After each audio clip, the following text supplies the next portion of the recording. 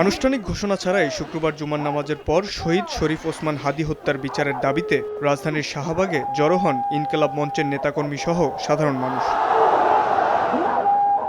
স্লোগানে মুখরিত হয়ে ওঠে শাহবাগ ও এর আশপাশের এলাকা।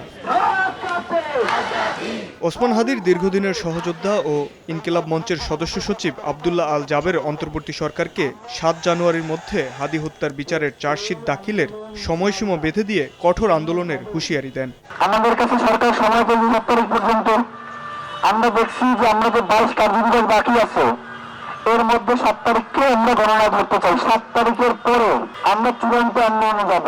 এরপরে এই সরকার থাকলে কি চলে গেল, এগুলো আমাদের দেখবার বিষয় না।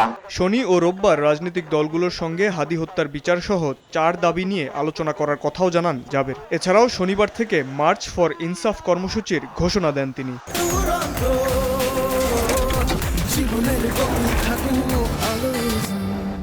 আগামীকাল থেকে 6 তারিখ পর্যন্ত আমাদের কর্মসূচি হচ্ছে মার্চ ফর ইনসাফ।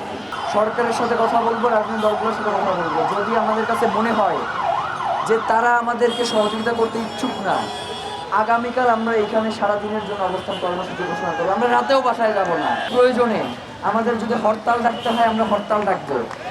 আমাদের যদি প্রয়োজনে পুরো বাংলাদেশ অবরোধ ডাকতে হয়, জেলা উপজেলা গ্রাম সব জায়গায় আমরা প্রয়োজনে অবরোধ ডাকবো। হাদী হত্যাকারীদের বিচার নিশ্চিত না হওয়া পর্যন্ত রাজপথ না ছাড়ার ঘোষণা দেয় ইনকিলাব মঞ্চ। শাবাব ওয়াসি, সময় সংবাদ, ঢাকা।